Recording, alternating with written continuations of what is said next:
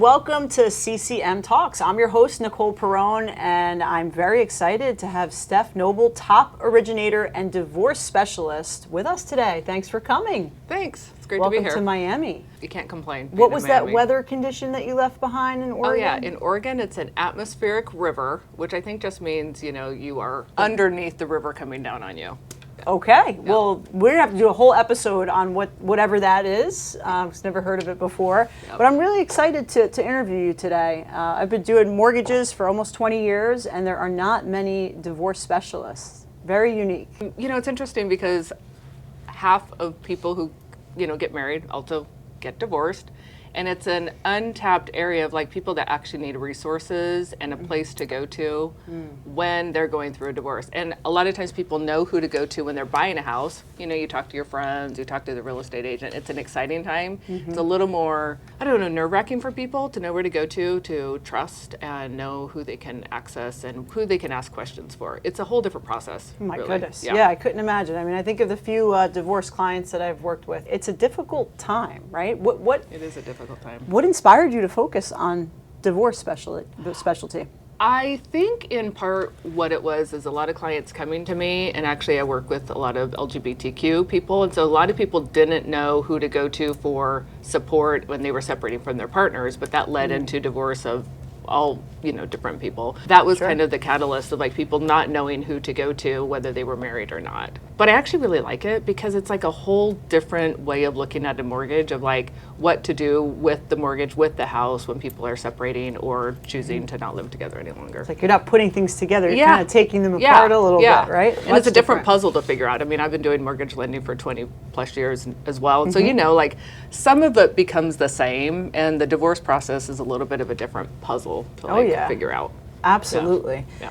What do you feel like is the most fulfilling part of working with clients during such an emotional time? I think the most fulfilling part of it is giving people their power back. A lot of times there is one or the other that feels less empowered. And so just giving people their power back and knowing it's pretty nerve-wracking. I mean, when people are buying their houses, they already feel pretty anxious about talking about mortgage stuff. And so when divorce is layered on top of it, they can at times feel less empowered. And I think just giving people their power back and having them know what their choices are. A lot of times people think they're going to be forced to do something, and knowing that they can work together, which a lot of times people actually do want to work together on stuff, but that they can work together on a solution is really the most rewarding part of that. I love that. Yeah. That's great.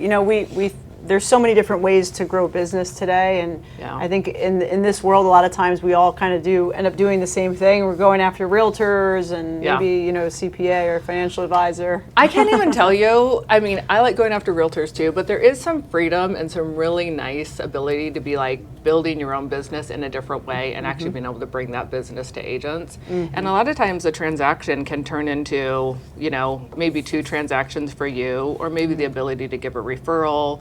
Wow. So it's just a whole different way of going about business and creating your own niche and creating another value to your clients, but also to agents that you work with. It's extremely unique, and so I've learned that you've come from a nursing background. Is that right? I did, yeah. That's been so long ago now that it's almost hard for me to remember. It's another lifetime. Like another lifetime. I actually worked in labor and delivery, so I used to kind of joke that I like to work with people in major life events, and I actually think there's some through line between helping people when they're having their babies, helping people when they're buying their house, helping people when they're going through divorce. They tend to be high energy, emotional. People have a lot of feelings around all of those things, and I just think being able to be a steady anchor in different emotional environments is actually where I really thrive. Yeah. It's helping people to see clearly beyond the emotional part of it, their choices. So the nursing background, I think, laid the groundwork for me. Laid the groundwork for it. But I will say, I used to joke a little bit of when people were having their families, I would help them have their babies, but then also be and now you need a bigger house, right? Let's get here's my card in case anything changes. Yeah, not really. Well, the other thing that's really interesting about, I mean, first of all, I think it's amazing. Those are big life transitions, right? Divorce, having a child, getting married. These are moments where you need the best people by your side to help navigate through the time. So they're lucky to have you. But you also lead an all-female team. That's very interesting. Yeah. Tell me a little bit about your leadership mantra and how you developed an all-female team. I think the leadership mantra, I mean, I'd like to say that I built an all-female team intentionally, but I really didn't. It really just happened by happenstance that the people that really I felt like are going to best serve our clients and really understand the real goal behind the team that I was building just happened to all be all women. And then it makes sense to me that they also, many of them came from the medical background as well. So clearly there's a through line of the types of people that I feel like round out my team who have had experience being in medical positions in the past. So they kind of know the urgency around stuff, but also the necessity of maintaining a calm demeanor and being a resource. But the all-female team, I mean, we are really thrilled about that. We find that we also get a lot of real estate agents that are aligned with that as well and want their clients to be able to be resourced by people that are all-female team too. So that's interesting. Yeah. Do you, when you're talking to your referral partners and people that you work with, do you emphasize some of these kind of characteristics or qualities of the team? Definitely. Yeah. And I think for a lot of reasons, specifically in Portland, people are very hyper aware of what groups they are and are not supporting. And so I think that's definitely something that we put forward to highlight what we can provide to them and to their clients. That's incredible. And it must be really rewarding to, first of all, lead an amazing team, but also help people through these really challenging times. How do you create space for clients who just maybe don't always feel represented through this process? I think first and foremost is just giving people the time to tell their story. Everyone comes to us with a story to tell and a reason behind buying a house or going through whatever they're going through in life. And I think just giving people the space to share their story, making note of what's important to them, calling back to that. When we talk to them again, we always do an intake call, and then when they're pre-approved, we talk about it again. When they're under contract, we talk about it again. So really having that through line of they've told their story, the reason behind buying the house, whether it's their family's growing, they're buying it for their dog, they want a place to finally put down roots, they've discovered that Portland is the place for them. But really just giving people the space to tell their story is That's really great. And it's pretty simple, really.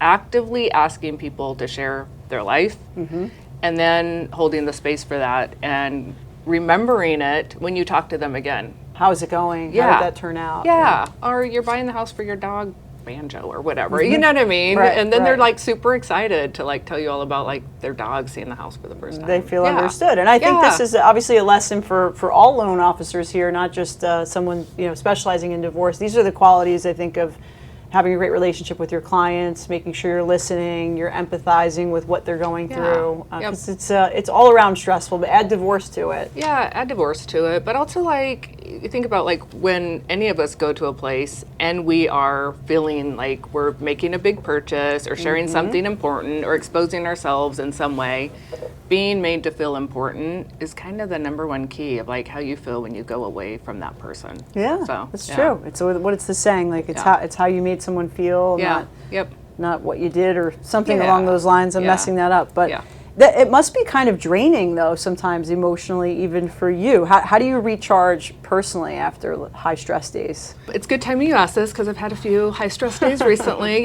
We like to say that everything goes perfect, but we all know it doesn't. And I think it just comes down to simple things that probably a lot of us do. Move your body, go outside, spend time with people you love, your animals. My wife and I have 3 dogs, just spending time with them. That's awesome. But just kind of the basics. It's nothing really big and huge and fancy. It's no big trips. It's no big whatever. It's no, 5 minutes of meditating every single morning. It's no magic morning routine. It's really simple stuff that I wake up at 4. Totally. I know. I watched somebody's calendar once and they had everything itemized out by 15 minutes and I was like, oh my God, is that what it takes to succeed? And I was like, no, it takes the simple things, just doing it every day and being taking action. Yeah, just doing something simple. Who is referring you these types of clients? Actually, other clients are referring other clients who are going through divorce. I truly believe that every single bit of business that you need is already within your client database that you've already got.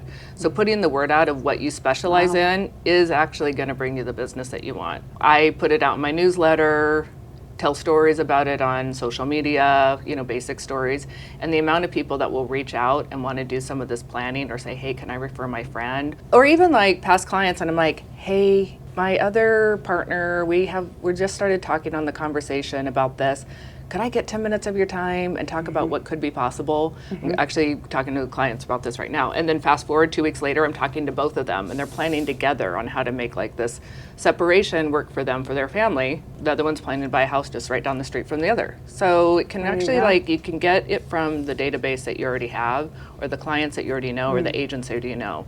They just need to know what you're specialized in and what you're interested in providing to their clients, what you're truly interested in. Yeah, that makes sense. Yeah, I feel like, when you think about going through something like that in your life, you're going to probably have some people around you that are experiencing that as well. And just such a great tip for all of us to remember that, the gold's right underneath our feet, so to speak, right? Take care of those relationships, those past customers, and make sure you're doing what you need to help them get to the next level in their life. What advice do you give to others looking to turn passion into purpose? I think going back to really what is the part that feeds you. I kept chasing a little bit of some areas in the mortgage world that really weren't aligned with what I really felt was my true purpose. Going after big major teams or big high-end homes or certain stuff. I was just why am I chasing this when it doesn't really feel totally aligned? My passion really is the people that are close in Portland, specifically East Side, all-inclusive. People who are the middle road of buyers really is kind of my sweet spot. And so stop chasing the things that you think you should or are maybe going to be highly profitable, and really the stuff that you really feel aligned with. And then more stuff of that starts to fall in your lap, I think. Gosh, and I know the advice that I would give to someone is really, what are the things that you do that you really feel that light you up? The stuff of if I could do more of this, I could do this forever. And that was really what it came down to, doing this 20 plus years. I'm if I'm going to do this longer, what are the things that I really like doing? Who are the people that I really like interacting with? Where do I really feel like I can make a meaningful impact to someone? And those are the things that I started to put out there of hey, did you know I do this? I can offer this. Those are the things that I started to put out there. So find the stuff that you really light you up, that you really feel like you make a meaningful impact to someone. That's such an important reminder, because I just literally was talking about alignment earlier this week, so it's standing out for me big time, because a lot of times we're just going through our day-to-day, our heads down, we're grinding, we're doing the things we think we should do, we're supposed to do, but not the things that actually make us happy or are meaningful, or that we're passionate about. So that doesn't mean you need to change careers or do something crazy, but just even looking within your business, I think that's such a great tip for our loan officers, our leaders, to really look at what do you love the most about what you do, and how can you expand on that? Yeah. And then furthermore, I do have a team, and I look at the team, I have 2 team members who've been with me 10 plus years, and seeing how much they've grown in that amount of time, and really acknowledging their own careers and what they want to do more of is lights me up as well. So that's another piece of it, of how to help other people succeed in this business or do more within their own career or take on more responsibility is another aspect that I think is, for many of us, we've received a lot from this business, and we can pass it on in whatever ways people who work with us and have helped support us for years and years to help them improve their lives or do more or take on more responsibility. So I think there's a lot of that. That's a great point. I don't think there's anything more rewarding than helping somebody else. It sounds cliche, but it's really true, and you're doing it every day. It's absolutely phenomenal what you're doing. We're so happy that you were able to share your story with us on CCM Talks. Is there anything else you want to leave the audience with? I think just do more of what really feels truly aligned. Again, back to that word, just more of what feels really, truly aligned within you, and follow that, and I think you're going to make the right decisions. Thanks for being a part of this with me today. This was so exciting, and for those of you that are interested in learning more, obviously you can reach out to us, and we appreciate you watching.